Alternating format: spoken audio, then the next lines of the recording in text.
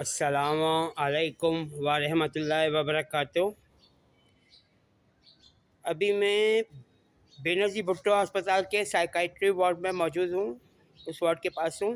اور جو ویڈیو میں نے یوٹیوب پہ اپلوڈ کی ہے پاکستانی جھنڈے کی، کہ پاکستانی جھنڈے کو یہاں پر کیک کی شکل میں کاٹا جا رہا ہے، اس کے ٹکڑے ٹکڑے تھوڑی دیر میں کر دیے جائیں گے، تو یہ یہود النصارہ کی سازش ہے، خاص طور پر یہودیوں کی اور شیطان کے پجاریوں کی، کہ پاکستان کے جھنڈے کو اس طریقے سے کیک کی شکل میں کاٹا جا رہا ہے، جو خباثت ہے۔ آپ کو 14 اگست منانی ہے، 13 اگست کو آپ منا رہے ہو کیونکہ کل شاید ہاسپٹل کی چھٹی ہو،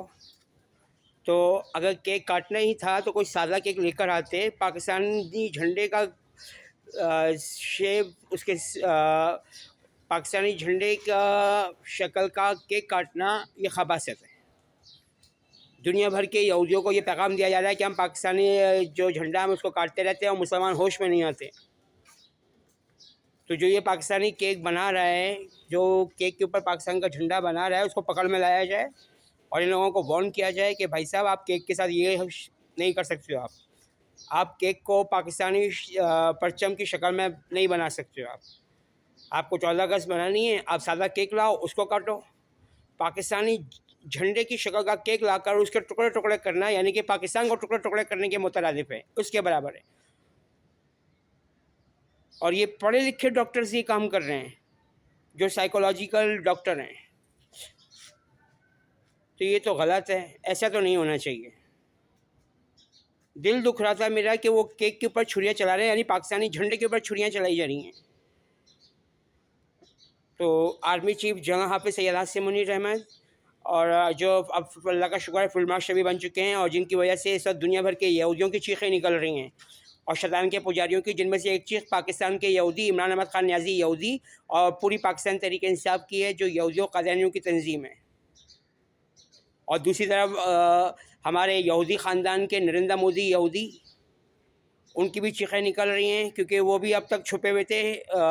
سکھ کے بھیس میں، نریندر سنگھ مودی کے نام سے، لیکن ان کا جو والد کا گھر ہے اس گھر میں ہمارے یہودی خاندان کا 8 کونے والا ستارہ بنا ہوا ہے، جو نہیں ہونا چاہیے تھا۔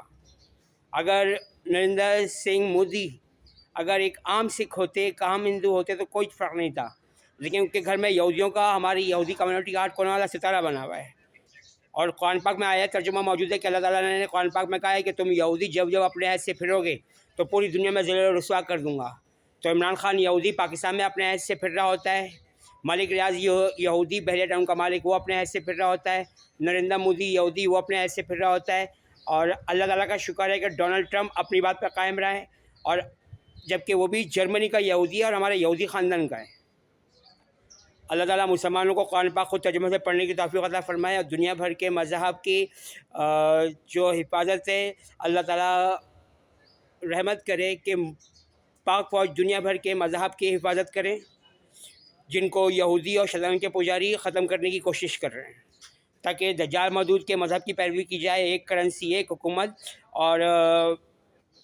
ایک کرنسی ایک حکومت اور ایک مذہب، یعنی شیطان کا پجاریوں کا مذہب دجال کا مذہب ہو، جو کہ ناقابل قبول ہے،